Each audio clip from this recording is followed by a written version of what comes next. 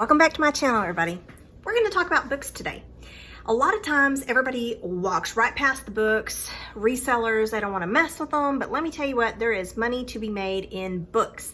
And a lot of times at estate sales, garage sales, or anywhere that you look, people are always trying to get rid of books. They're getting rid of them for $1, they're free, just take them, we don't want them. And those are the books that we're going to talk about today, and we're going to jump right on into it. So I pull up at this garage sale and I notice that there is a box, and this box is full of Spanish books. Now, this is the second day of the garage sale. People have been walking by these books for 2 days. Nobody wanted these books.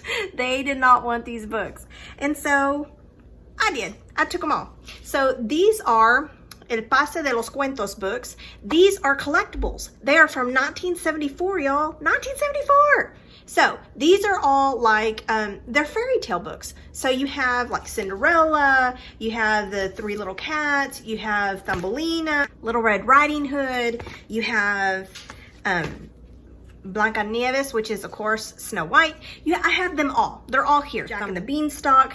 I've got them all.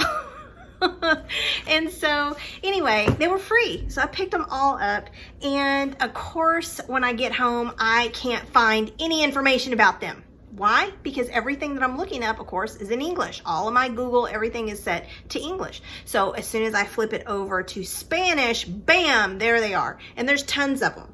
So here we have these. The artwork and stuff in them is super cool. Are still animation, and like I said, these books are from 1974.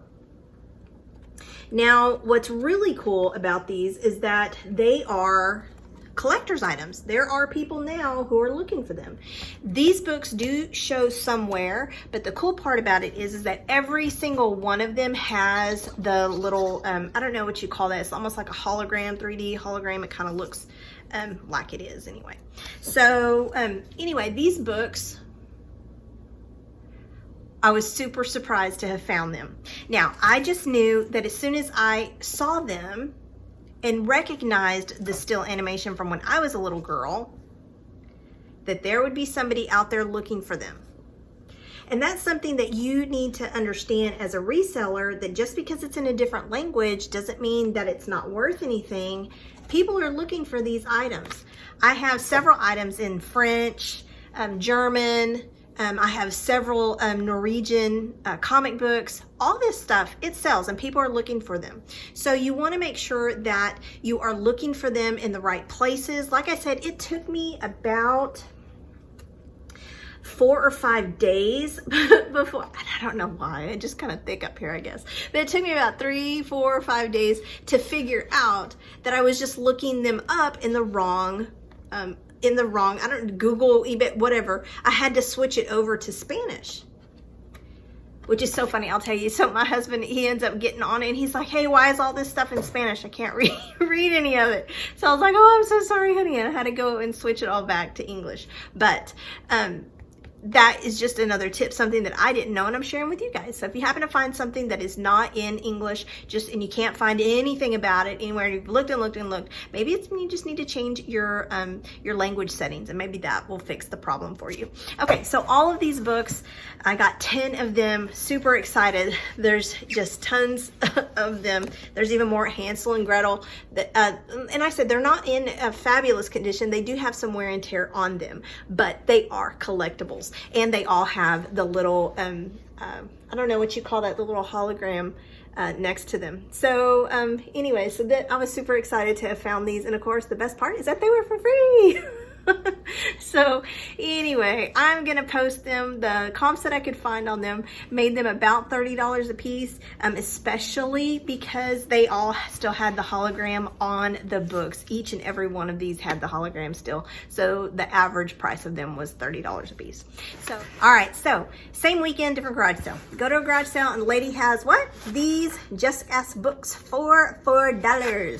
So I decided to just take them. I didn't even have my phone. I wasn't able to comp anything. I just took them. I thought $4, I'm in. And this is 23 of these books. All right. So I found, once I got in the car, I found comps, and the comps were phenomenal for these Just Ask books, which of course I didn't know that when I picked them up.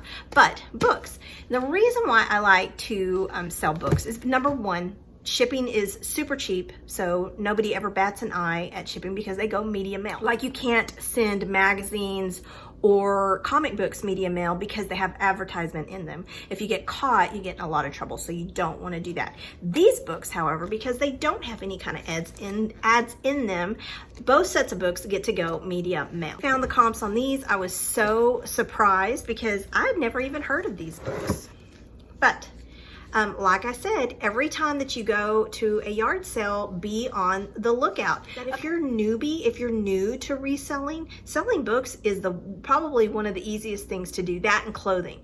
Clothing, because you really don't have much to do. You throw it in a poly bag and you ship it. Books, you throw it in a box and it's good to go. Of course, a little bit of padding just so that they don't get knocked around. I personally wrap everything in plastic wrap before I mail it, just in case there's water falling from the sky anywhere and they get wet, the box gets wet or the poly bag gets wet, everything is covered in plastic wrap. And I'm probably gonna list them for about $75. We'll see. All right, guys, so that's gonna be it for this video. I hope that you enjoyed it, and as always, subscribe. I'll see y'all later. Bye.